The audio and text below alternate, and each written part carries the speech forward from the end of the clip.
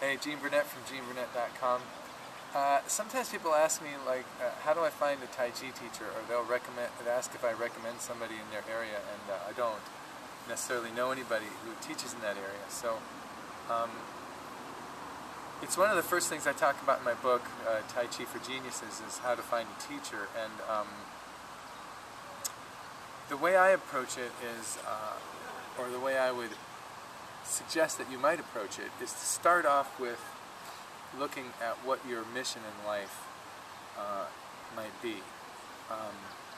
It's kind of fashionable these days for people to talk about their mission, or to like go on some sort of a vision quest or some kind of quest to find out what your mission is, and to use the process of coming up with your mission as kind of a therapeutic exercise in itself. And I don't knock that. I think that's a good idea. Except what a lot of people, I think, end up coming up with is what they'd like their mission to be, you know, as opposed to what their mission actually is. I think you have a mission at any given time. I think all of our missions ultimately boil down to we want to feel completely alive and present and here and ourselves. It's my opinion. But there's a lot of submissions and a lot of other things that get in the way, or at least that become steps along the path. For instance, it might be your mission to prove to your dad that you're not a fuck-up. It might be your mission to build a successful business, to show the guy that took your girlfriend in high school that you're a more powerful, capable person than he or she is. Well, it wouldn't be a she in that case. I don't know. But you know, you might have something to prove to somebody, or you might have a mission to acquire more stuff for yourself for some reason or another.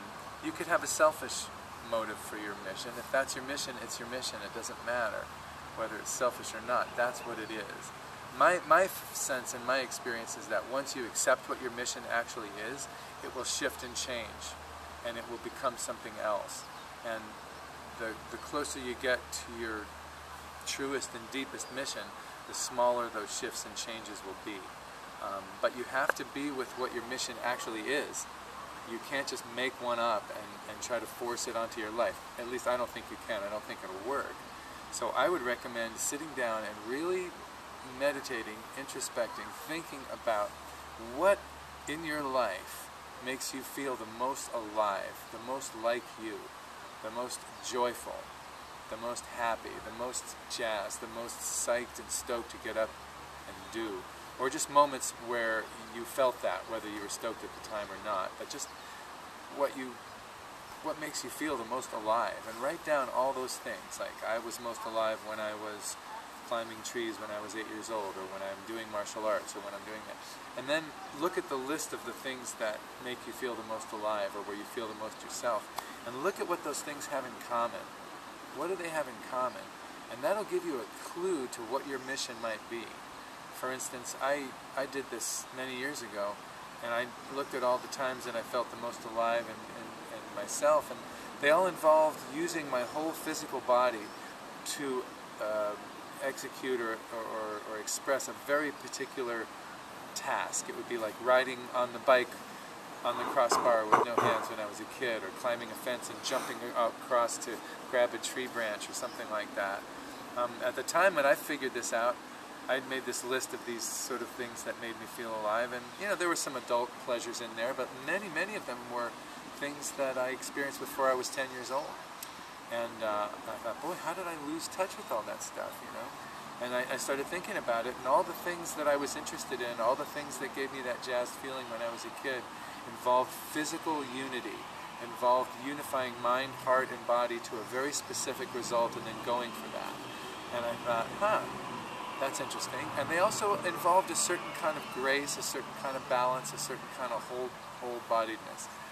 It wasn't a jerky kind of awkward task that I was looking to execute. It was always something smooth. Could I do this smoothly? And that led me to feeling like that a balanced, harmonious, whole-bodied feeling in me was something I really wanted to attain. And so I started studying Tai Chi and yoga and body work to do that. The body work and yoga I eventually let go because I just can't do everything, but the Tai Chi became the thing that was most important to me. And as I further refined that mission, I began to see Tai Chi as unforced balance, and I began to see that that was really what I cared about most, was that unforced balance. And Tai Chi is a way to that. It's a vehicle, it's a means to experience unforced balance. I don't care that much about perfect posture, and I don't care that much about ultra relaxed softness or about even martial execution or martial application in itself.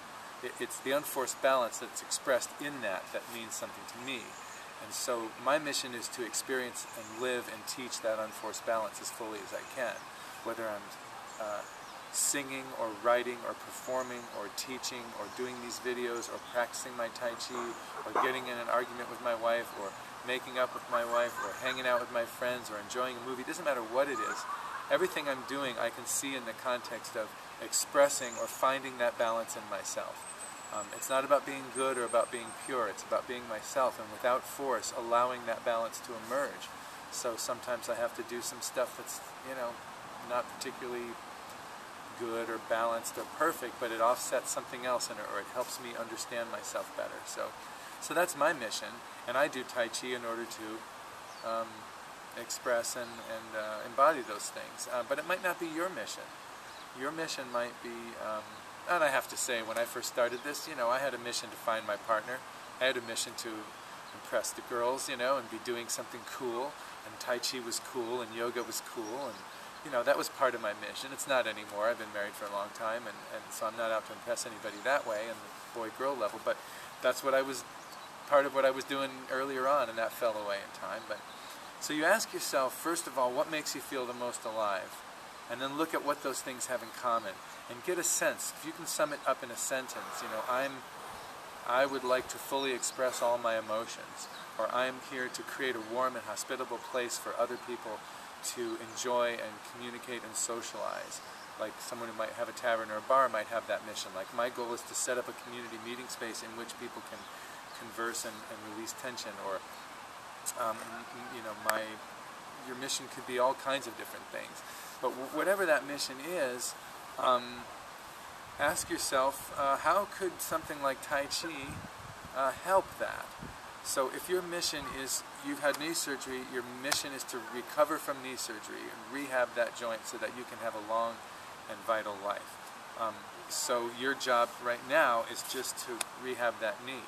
Well, if you're looking for a teacher, you want to look for a teacher who knows something about joint rehabilitation, who knows something about anatomy, who knows something about gentleness and taking it easy in the process of getting a joint back that's been operated on. If your mission is, I want to be able to defend myself, I want to be able to be a martial artist who can do this stuff, then maybe you need to find a teacher who knows something about the martial applications, or who's versed in that things. If you want to be a lineage holder, like you want to be someone in a long tradition of people documenting that they've received a certain transmission down a certain lineage, well, then you need to find a lineage holder. If you're the kind of person who needs to be have everything explained to you, you need to find a teacher who speaks English and explains things really well.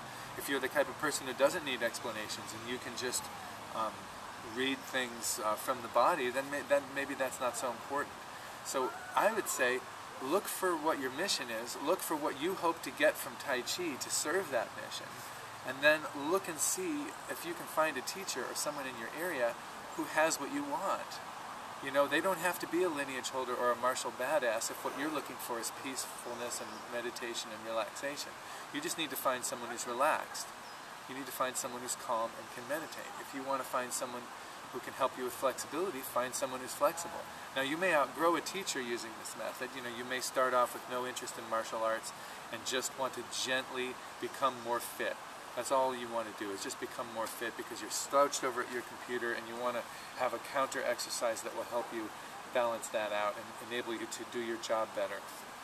You're looking for a teacher and you find someone who's good at that, someone who's relaxed and calm and has good posture and can help you with that.